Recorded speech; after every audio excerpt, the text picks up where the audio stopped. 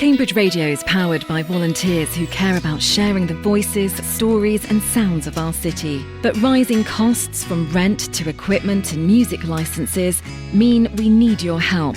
By this September, we need to raise enough money to secure our future in 2027. If Cambridge Radio has ever made you smile, kept you company, or helped you feel part of this city, please donate today. Visit cambridge.radio/support us. Flavour. This is Cambridge Radio.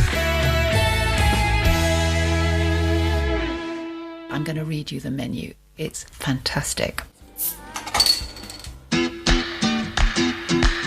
So we get better flavour because of the fen soil. I've drunk more beer since I came here and bought my 2 barrels than I've ever done in my life before, I think. I shouldn't have said almonds, they don't make it from almonds. So you've got this big sticky mess when you start off. Pizza, pots, pints. My wife's cakes are excelling at hot cakes. Brilliant, thank you. The time is right for this sort of thing. Food is everything. Cambridge is right for this sort of thing. What's it like? Delicious.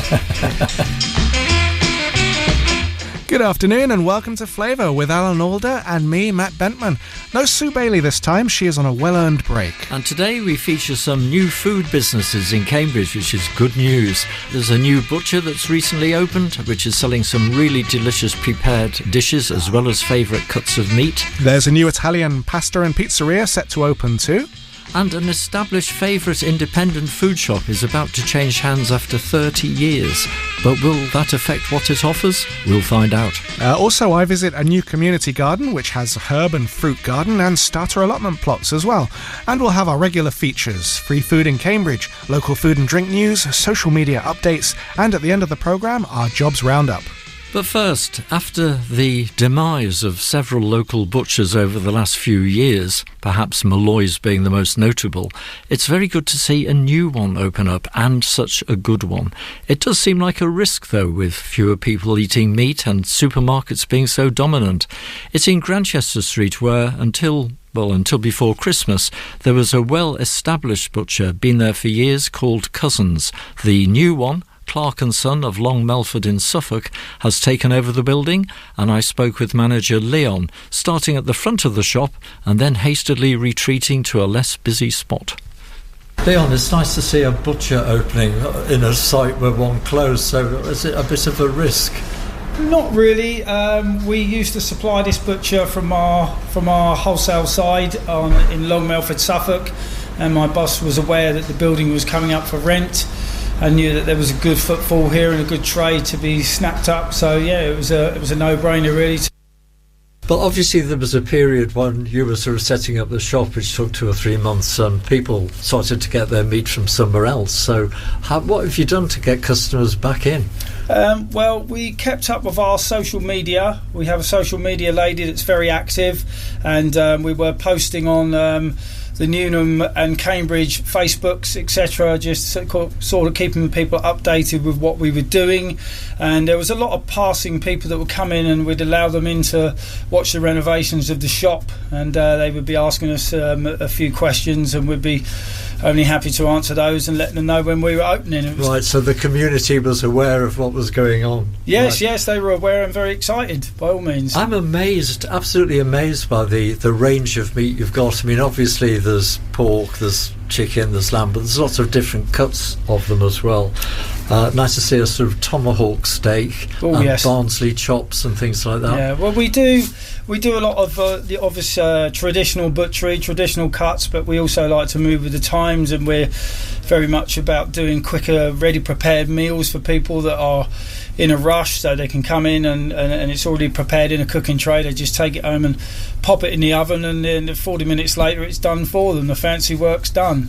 Well, there's an amazing variety of prepared meals as well, so could you tell us about some of them? Yeah, I mean, we do sort of change them each week. I mean, this week we've got the very popular, the black garlic half chicken, which is a simple half chicken split down the middle, bit of fancy flavouring in with it, and some some peppers and onions, and that just pops in the oven. 50 minutes. We do something we call a love parcel, which is a chicken fillet. It's like a mini roast chicken fillet with a sausage meat stuff in and wrapped in bacon.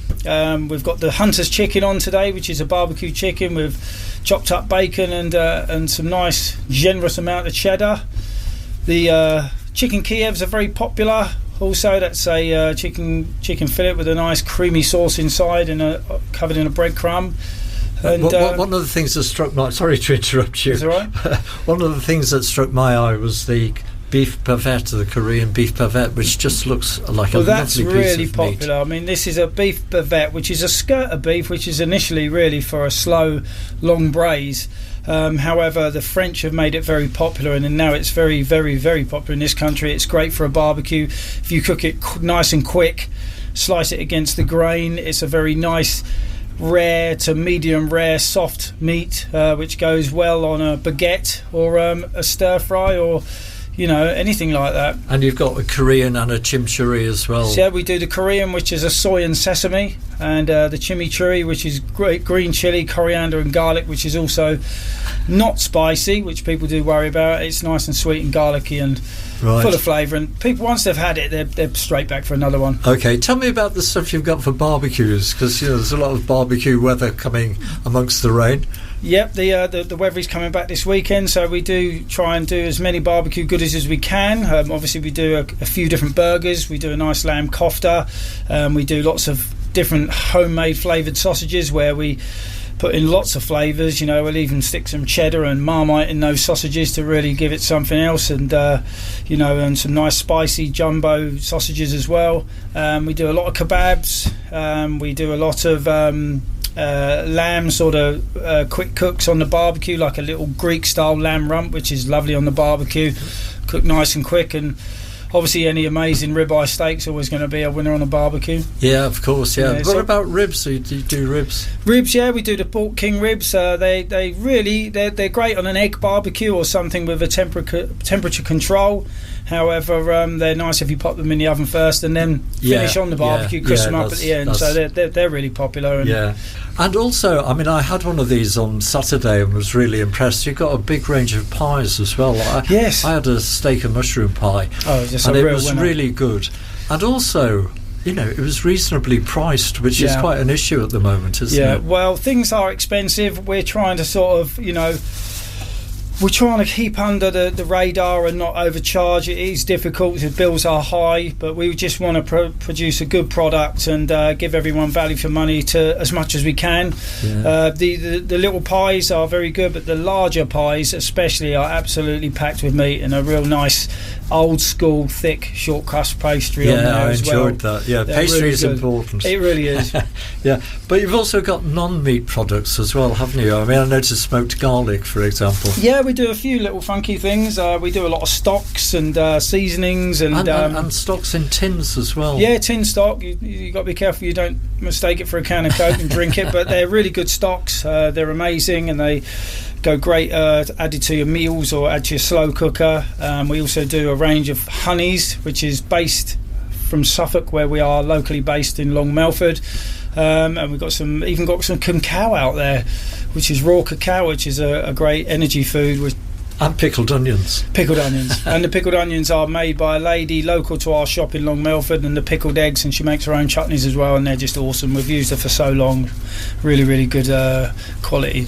Right, and how are people taking to you?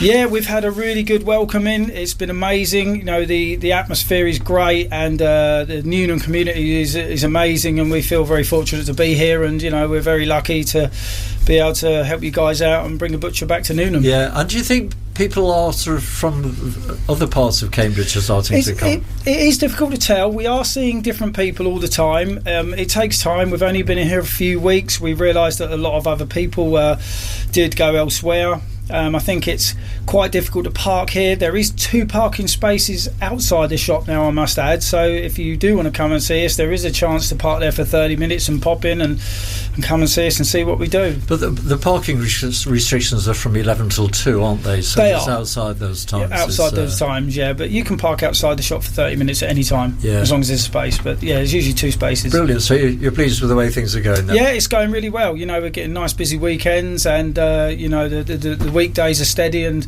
seeing a lot of faces, and a lot of people are coming back. They're really happy. So yeah, good. And I've just asked you, you're open every day except Sunday and Monday? Sunday's closed. Mondays for the moment closed. That may change in the future. So it's a Tuesday to Saturday. We open at 8. During the weeks at 7 o'clock on a Saturday, so we do close at 4 on a Saturday. However, I must mention that we do take our counter out about 1 o'clock on a Saturday, and a lot of people sort of see that and they feel put off and they sort of walk away again, and they think there's not much on offer when in fact there is. We have to have such a deep clean on a Saturday, a once a week deep clean. We, if we didn't take it out early, we'd never get home. Yeah, so great. Yeah. Okay, well, good luck. Thank you very much. Okay, thank you. Yeah, I'm definitely tempted by some of the produce on sale there, and as I said, the steak and mushroom pie I had was superb. That was Leon at Clark & Son in Grantchester Street, and they have a nicely informative Instagram presence too.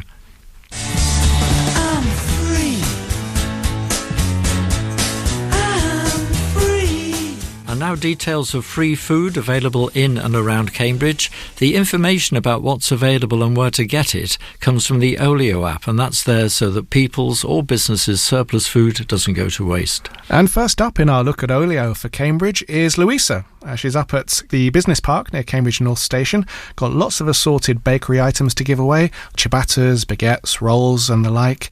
Next is Serena on Mill Road near the Six Bells. She's got chocolate donuts, sugar ring donuts, finger rolls, batons and baguettes too.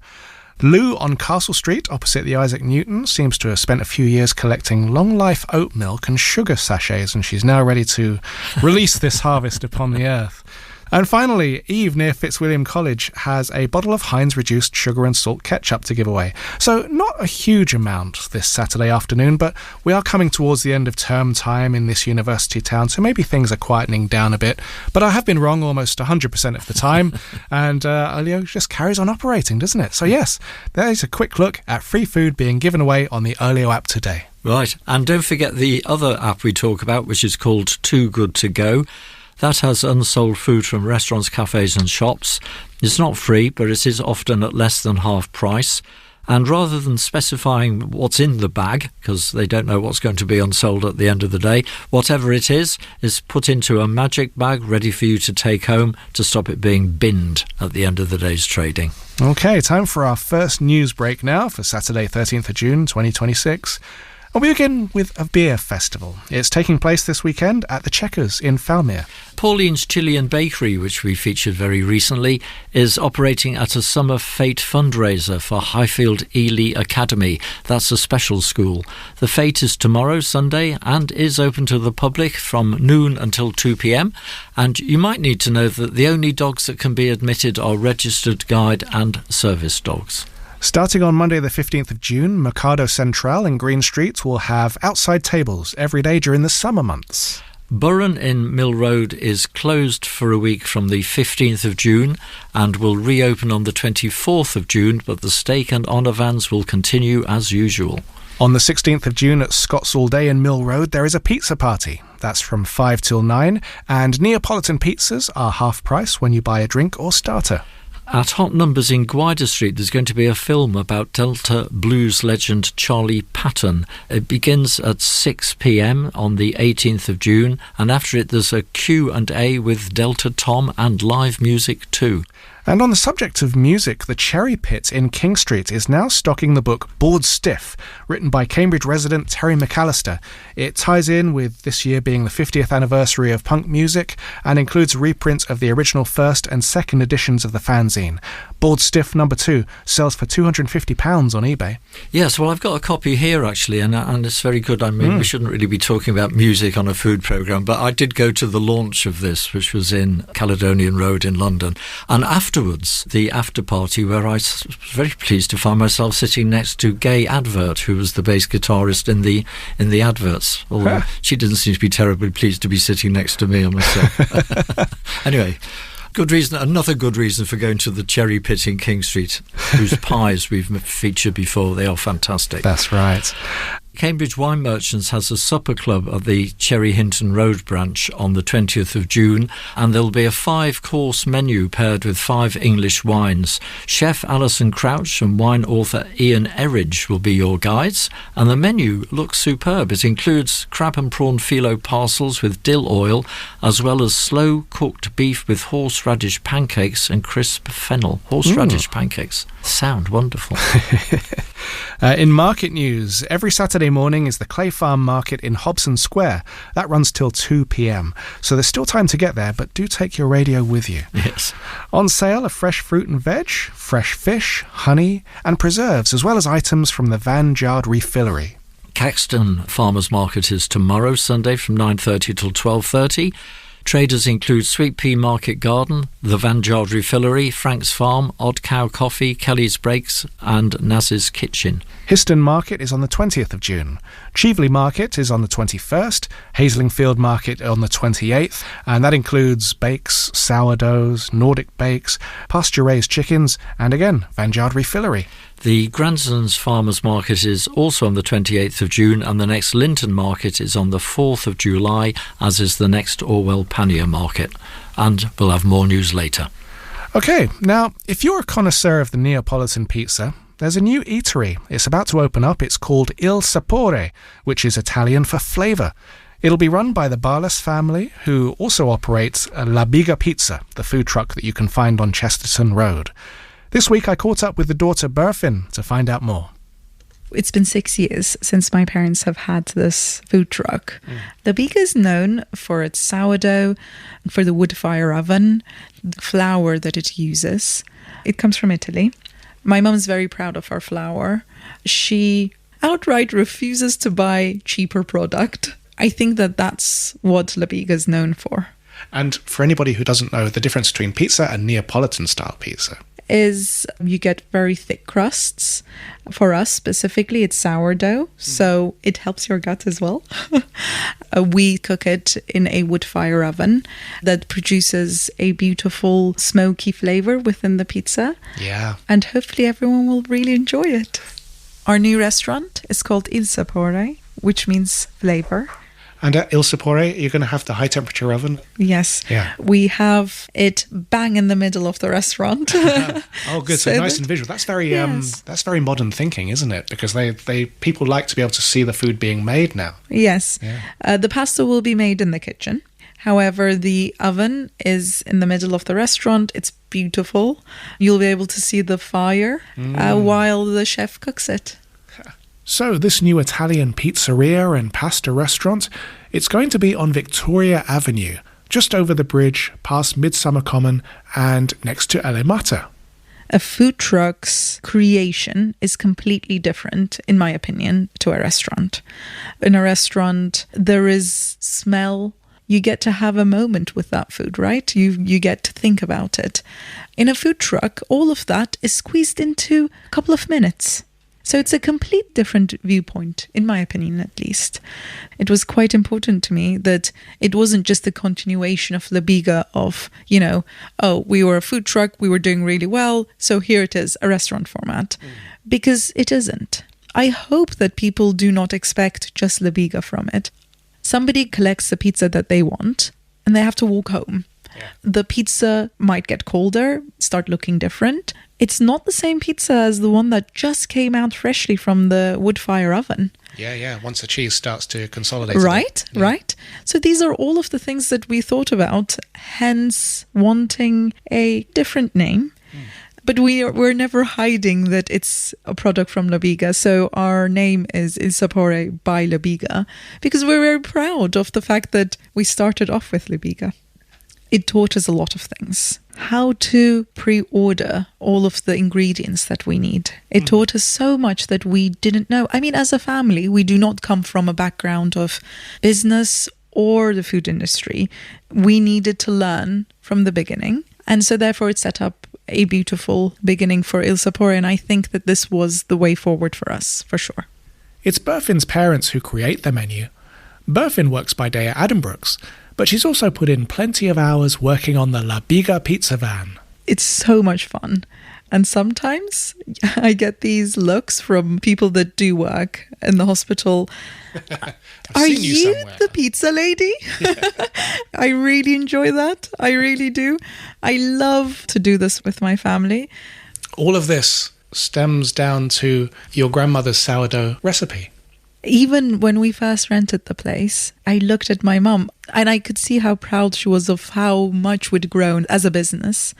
And I was like, Mum, this wall as you enter, how about we put a picture of my mum's grandma? Because it started all with her, to open up the door every morning, not for the customers necessarily, but just for us even, to make the sourdough with her. I think it's a beautiful full circle moment.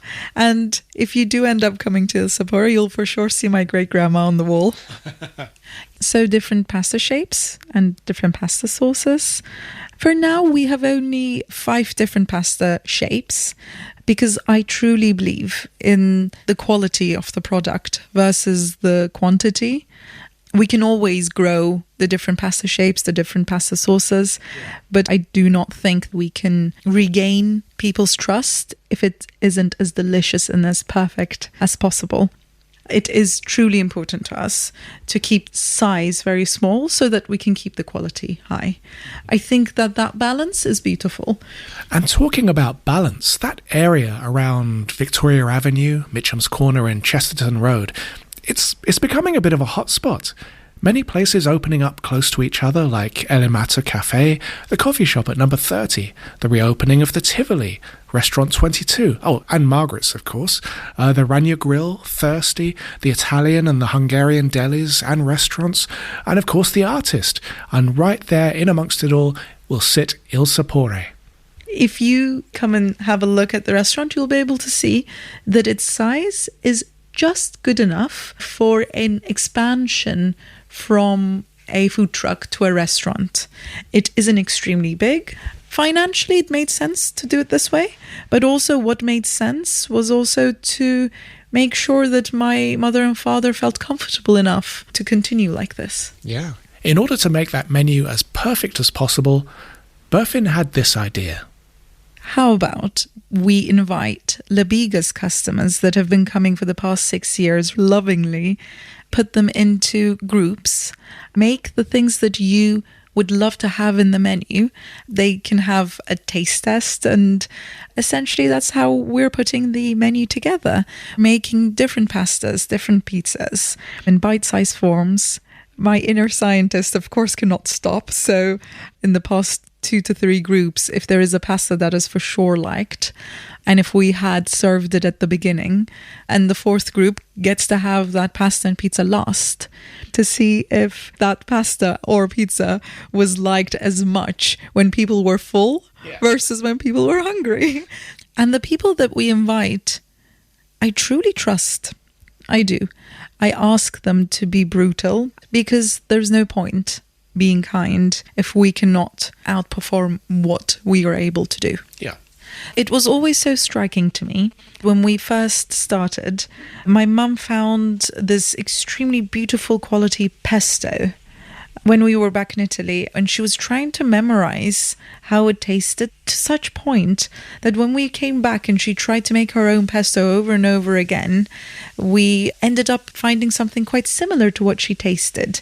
And that translated so well, that flavor turned into something that people requested. If you're listening to this and if you're finding that idea of delicious pesto so important, I truly recommend you to come and try the pesto at La Biga. But these flavor profiles are very important. So I think this is what we are hoping to keep up at Il Sapore in the future as well, for people to remember the flavor profiles. It always annoys me slightly. It's something that people say to me, if I'm talking about a certain type of food, they go, well, I could run a restaurant as well, or I could run a cafe. I'll say, yeah, try doing that at volume and then maintaining the quality and being able to do that night after night after night. Yes. It's not easy. That's the real trick, isn't it? Yes. So this is an experience we have for sure learned with La Biga. the dough behaves completely different in the winter versus the summer. Continuing the exact same product is almost impossible, but then you start learning ways in which to tweak it in the summer versus in the winter. Maybe you put a bit of colder water while you're making the dough in the summer so that it ferments a bit slower because it's much warmer. So I don't think people understand, and I think nor did we, that when you bulk make something, the quality can for sure reduce, but even within seasons, the quality can change. So starting off from a food truck has helped us a lot in trying to get the quality under control in big quantities, essentially. So it's been great to catch up with you again, Berfin. Yes. Hopefully in the next maybe 2 to 4 weeks that Il Sapore will be opening on Victoria Avenue. Look forward to seeing what's going to happen. And you're listening to Flavour, or you're listening to Sapore on Cambridge Radio.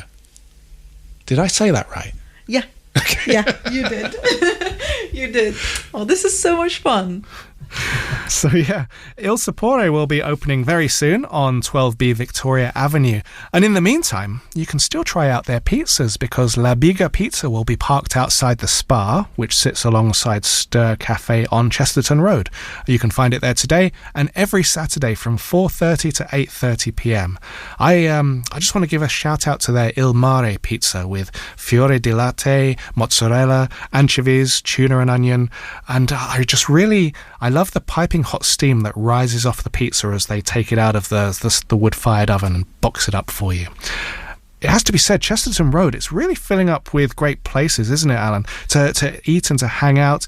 As I was saying to Berfin there, you've got Elimata Cafe, Number 30, The Tivoli, Restaurant 22, Margaret's Rania Grill, Thirsty, La Dispensa, the Italian Deli, the Hungarian restaurant we covered recently as well, and of course The Artist. There's been so much been going on there over the last 10 years or so. It is extraordinary. Yeah, very healthy. Right, okay, some more news now.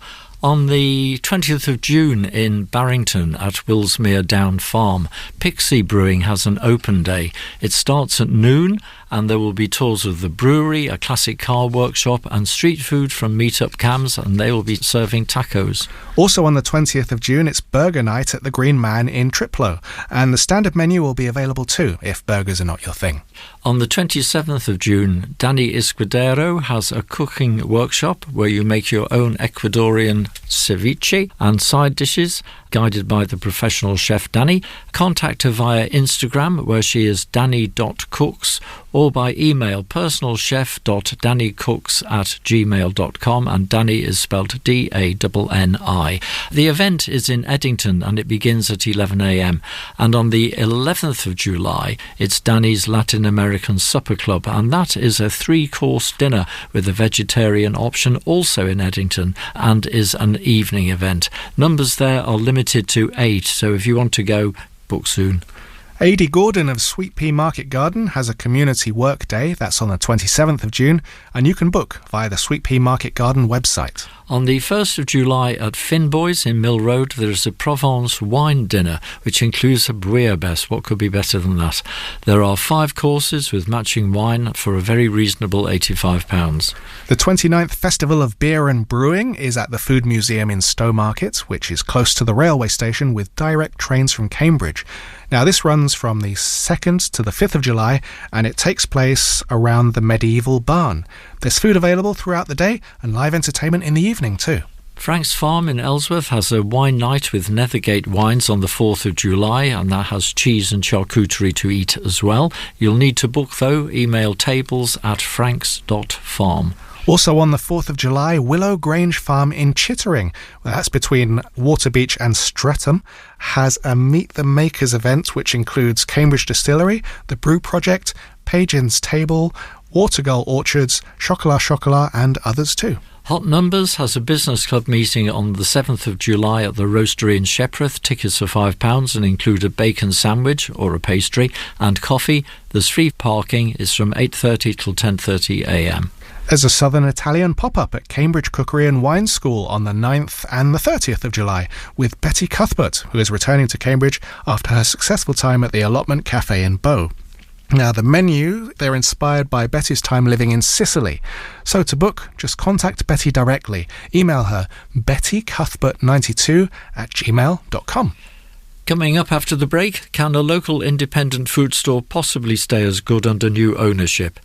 We visit a new community garden and we have more news, including wine tasting news, an update from social media and a look at today's Feast magazine from The Guardian, and that's all in 2 minutes' time, so don't go away. Cambridge Radio. For more than 20 years, Neil Jones has welcomed some of the biggest names in music, like Iron Maiden, Green Day, Midge, Guns N' Roses and ZZ Top.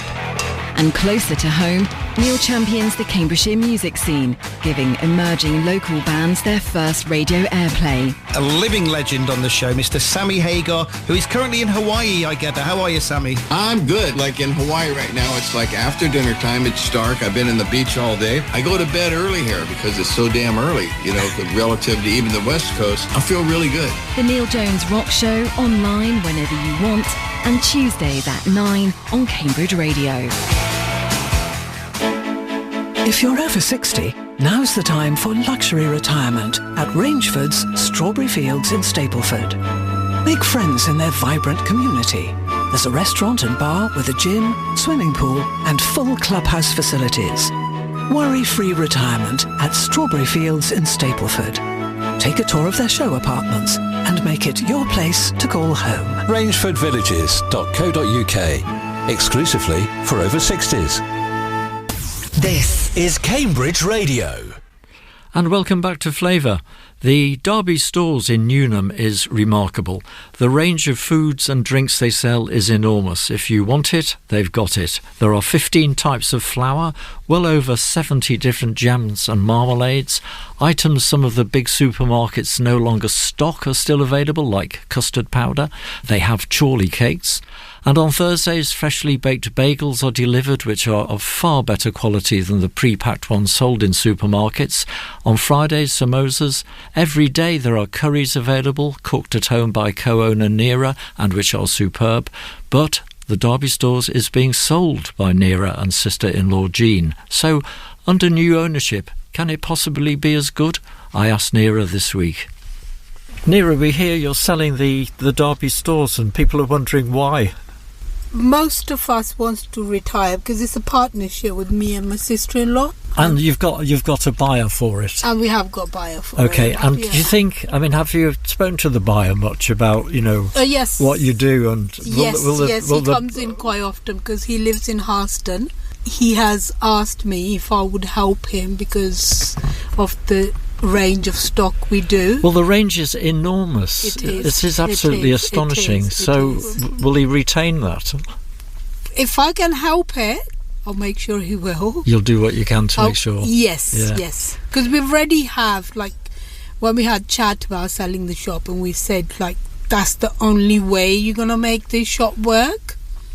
Because there's co-ops around the corner. If you're just going to keep basic stuff, you're not going to be able to compete with co-op. So you need to be different. And what about the special things you get in, like the bagels? Will they continue? Yeah, they will continue. And what about the curries? Because you make the curries, don't definitely, you? And they're a big favourite, aren't they? Yes, I know. That's the first question everybody asks. Will the curries be here? Yes, they will be here. They definitely will. So you're going to carry on making I'm going to carry on making and curries. So you'll be delivering them? I'll be delivering them. I think I'll be working in the shop as well. Well, why do you think the curries are so popular? I don't know. They taste good. I think they really taste good because, yes. The other day I made the lamb curry and I make it every week. And then just, I took a spoon and I thought, oh my God, that's really tasty. You know, and you just even shock you. No wonder they sell. I don't cut corners and I actually enjoy cooking. I never cut corners. And where do the recipes come from? Nowhere. It's just... They're just what you've been brought up with? Yeah, just what I know. Well, from your mother? Yeah, just from my mother or whatever. We just like, you know, cooking is just, it's an art. Right? Either you have it or you don't. Right. Like, you know, some people who have a good voice, they have it, they can sing. Then when you got the basic, then you can elaborate on anything. Because when you got love for cooking, you will then try different things without fear because you know you got it. And is there a particular curry that's popular? No, everything goes. Everything. Doesn't matter what. Yeah, meat and veg and vegetarian. Everything.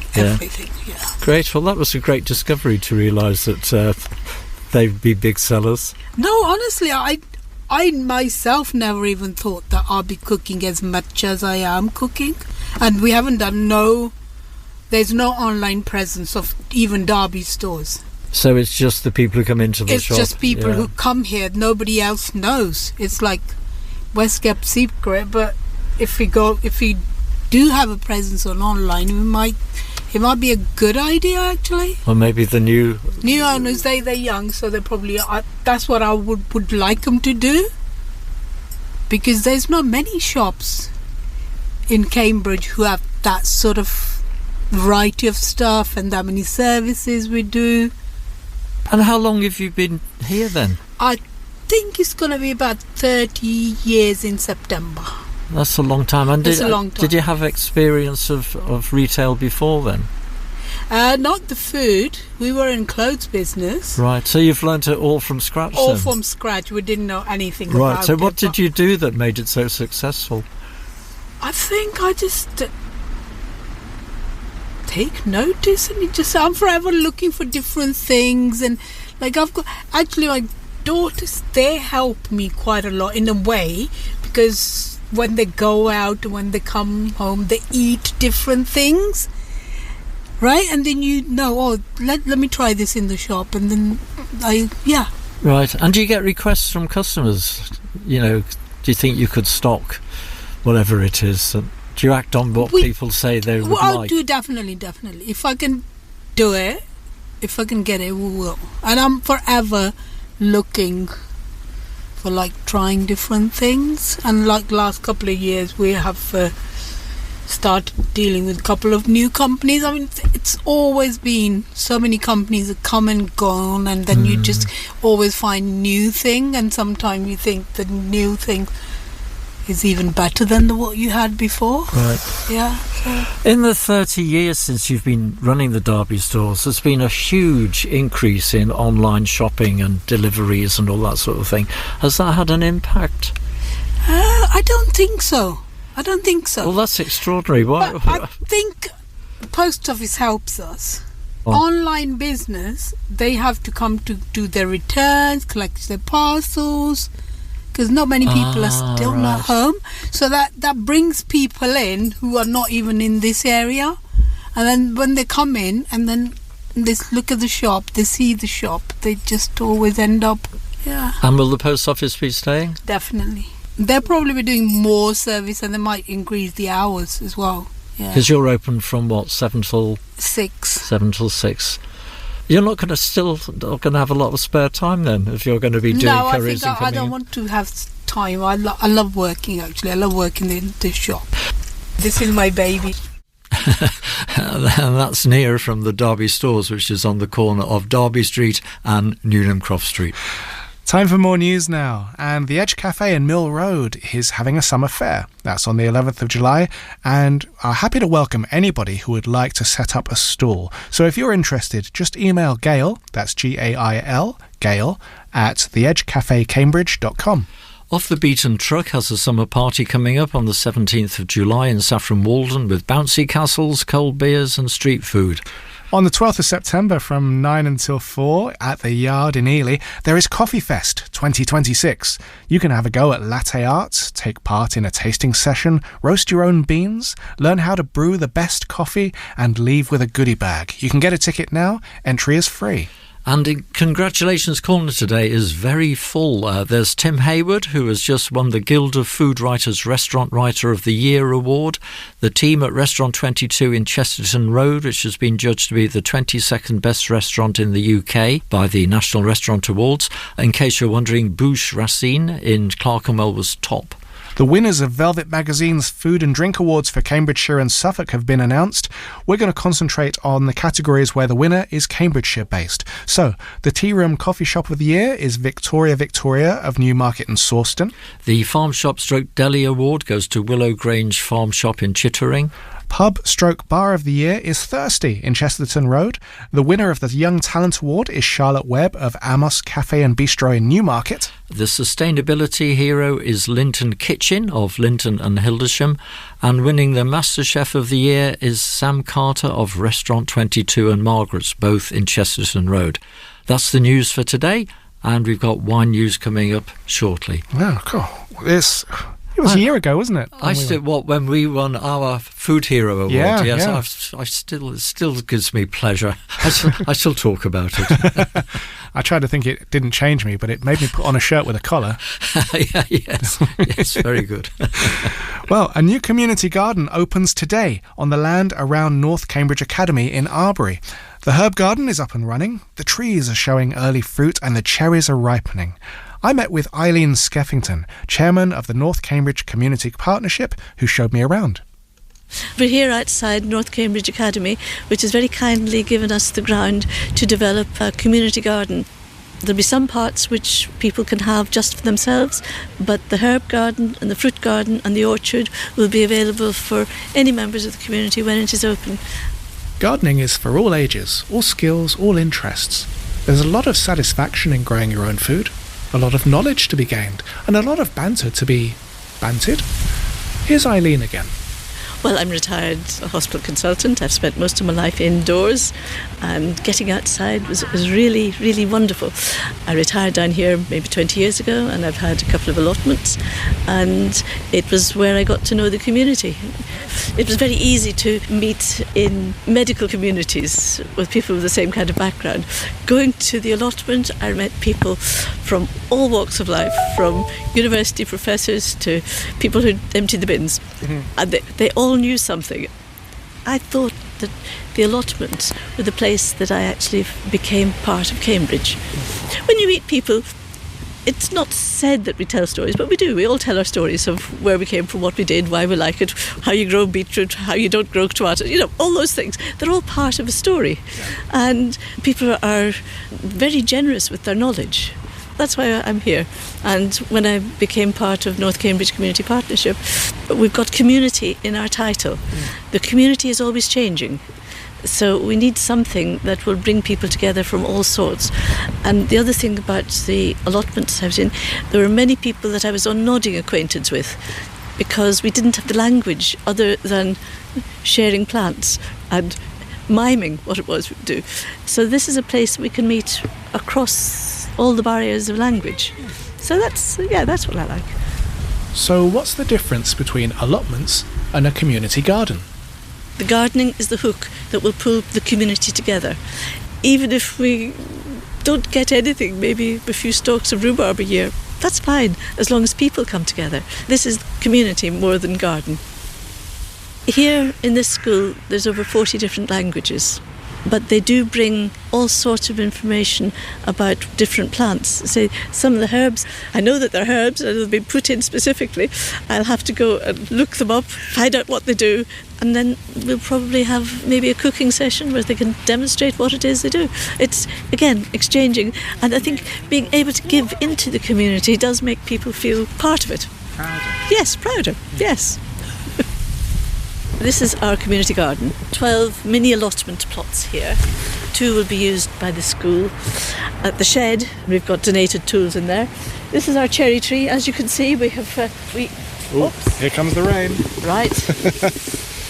It's cherry. Eileen spun around quickly to avoid the rain. But, she said, it's cherry, peach, apple, plum, quince, pear, mulberry and apple. This is going to be the area that people can assign a small space to themselves. And it's for people who would quite like to have an allotment but don't want to have too much commitment. I've spent a fair bit of time at the Empty Common Community Garden down Brooklands Avenue, and it's nice to come to visit another community garden on the other side of the city. Things may be a little different here, but the spirit behind it is the same. Now these are the chives, rosemary, thyme. The bay leaves have suffered, we're going to have to replace them. Sage, a few interesting herbs there which I don't recognise, which other people have put in. And this is our fruit garden across here. We've had about 50 volunteers on and off. I don't ask anybody for their life. I ask for maybe 4 or 6 hours over a month. As you can see, we've got rhubarb. There's a row of raspberries down there, red currants and jostaberries. What was that last one, sorry? Jostaberry. It's a cross between a black currant and a gooseberry, and it's sweeter than both, larger than both, and it's got no prickles. We haven't put anything with thorns or prickles on here because we're in the grounds of a school. And the other thing we want to do is what's called a dead hedge. All the twigs and things which you cut back, you put 2 stakes down, make a row of 2 barriers, and fill it with dead wood. Like here, we've got this circle which we intend to use for social events, for things like storytelling, and it can be made about 1.5 meters high, so it could be a windbreak. All of these, the fruit and herbs here, are for anybody to come and take. We would like them to do a little weeding or a little help, or to be part of the community, not to just come in the dark of night, but to be part of the community. We'll be launching it in a big way, I hope, at the Arbury Carnival next Saturday. We've set it up. I'm quite happy to stay with it for a while, but this really should be something for the students and the elderly, everybody that comes in to use it. The strong weather had certainly done its job. Carpeting the ground with walnuts. They're about the size of a large olive. And you stick a needle in them to make sure the nut hasn't started forming, and you pickle them. Because they're quite high in protein, they are the best way of people in Cambridge getting anything from the walnut trees before the squirrels get to them. So I use them in replacement of black olives. You know, if anything you need a black olive, you can use a pickled walnut. It doesn't taste quite the same, but in your head, it tastes the same. It looks the same. And there's more. Here it is. This is a globe artichoke. I harvest them at this time when they're the size of a mandarin. If people wait until they're large to develop a choke, and you actually get far less eating out of them. If you harvest them now with about 2 inches of stem, you've got a lot of eating out of your globe artichokes, and they'll be cut back now, and then we'll get another crop. The idea was to have a whole row of them. As you see, we've lost some. The dry spell killed quite a few of the plants. Somebody came along to do some weeding the other day, and she said, "Oh, that's fat hen." I said, "Yes." She said, "Oh, I cook with that." So she took large bundles of what I would regard as weeds. It is a weed, and our ancestors would have used it. They would have used it like spinach. I've never used it, but somebody was obviously pleased with it. So I say, every time there's an interaction, there is some kind of learning. Have you ever heard of fat hen, Alan? Yeah, I have actually. Dave Fox, the late Dave Fox of Trimington Allotments, pointed it out to me once. It grows in quite a lot of places. Yeah, doesn't it just? I found out about it through the Canberra Permaculture Design website. They call it the #1 edible weed with leaves tastier than spinach. And you can eat the flower heads of fat hen as well. They're like very tiny little broccoli florets. So you can find fat hen well, everywhere really, even as far-flung a place as South Cambridge, not just the north. And as Eileen said, the community garden launches today at the Arbury Carnival. That's assuming that you are listening to us live on Saturday. Now into its 49th year, the Arbury Carnival is going on right now around the Nuns Way Pavilion. It's got plenty of stalls, plenty of entertainment, live music, and maybe even a bit of community gardening.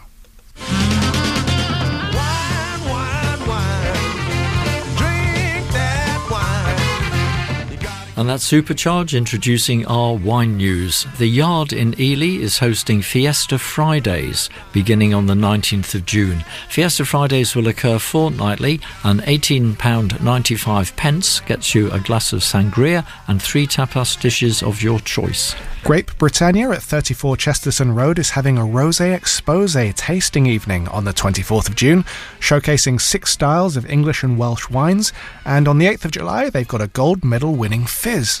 Steve Hovington of the Cambridge Wine Academy is hosting a tour of Germany, Austria and Central Europe on the 1st of July in the Cherry Hinton Road branch of Cambridge Wine Merchants. On the 17th of July, the Beginner's Guide to Wine has a tasting of the wines of Germany, and on the 5th of August, Steve Hovington presents a tour of Spain, and that too is in Cherry Hinton Road.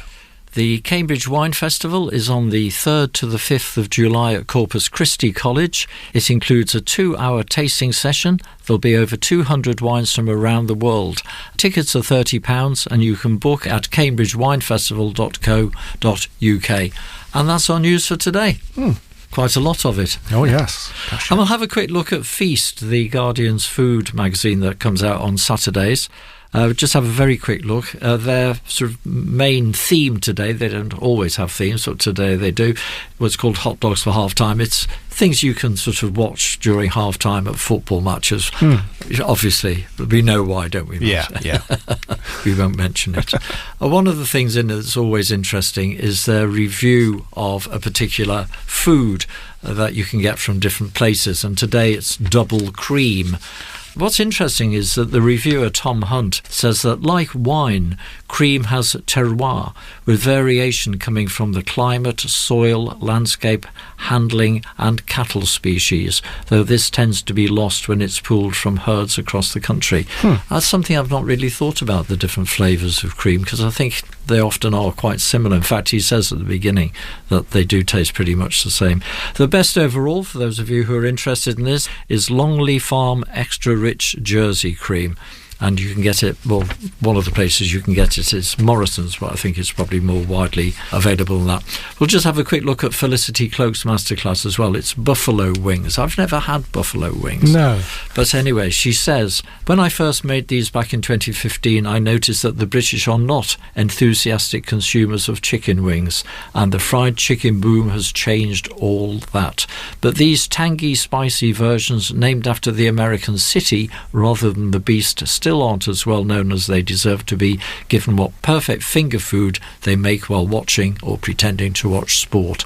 So then there's a 9-step recipe for making perfect buffalo wings. So that's the Guardian's Feast magazine for today. Good. Are we going to go on to social media now? Yeah, just a quick look at social media. NKT, the baking caterer, has a supper club at Sweet Pea Market Garden in Caxton on the 19th of June at 6 p.m.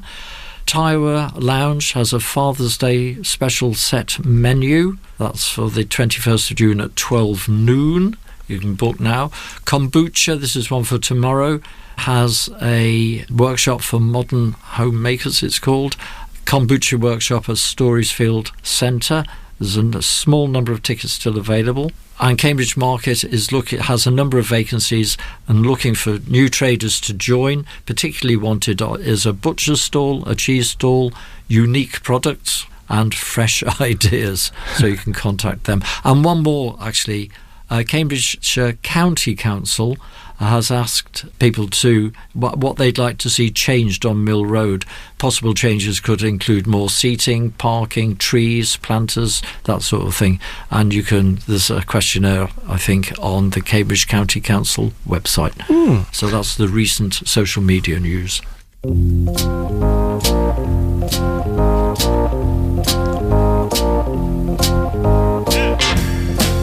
Green onions signalling the start of our job section, and a rare opportunity to join Vandelisle in Mill Road, where there is a vacancy for a pastry chef. So to apply for that, just send an email with your CV and a covering letter to hello@vandelisle-restaurant.com. The Gog Farm Shop is looking for a head chef. You'll need to have proven experience as a head chef or senior sous chef. To apply, send your CV and a brief covering letter to naomi@thegog.com. Provenance Kitchen in Whittlesford has vacancies for a part-time restaurant, bar and event staff. You just need to be 18 or over. Fitzbilly's has 2 vacancies, a supervisor in its Bridge Street branch and an e-commerce and marketing manager, and there's a link in the Fitzbilly's Instagram bio which gives more detail and from which you can apply. Il Sapore, the new Italian pasta and pizzeria on Victoria Avenue that we featured on our programme today, are looking for kitchen staff, pasta chef and waiters too. You better be quick because they were interviewing them when I went to meet them for this episode. So just email your CV to contact@labiga.co.uk, and Labiga is spelt Labiga. And finally, Midsummer House is recruiting chefs to join the kitchen team. If you're interested and want to be challenged and developed within a 2 Michelin-starred kitchen, send your CV to mshkitchen@midsummerhouse.co.uk. All of which brings us to the end of today's programme, and we are here on alternate Saturdays at 12 noon, repeated on Mondays at 2 p.m, and we're available as a podcast from all the usual places. But if you can't wait for that, just try the on-demand button on the Cambridge Radio website. But that's all from us for today. After the news at 1, it's Christine Schneider at 2, Sue Marchant Selection. We'll be back on the 27th of June, which lots more food and drink news, jobs and features. Have we got time to play some music, Mark? Yeah, we certainly do. Okay, so linked to the Cherry Pit selling board stiff, we'll go out with Wire and 12XU. But until next time, from me and Matt, thanks for listening and goodbye. Goodbye.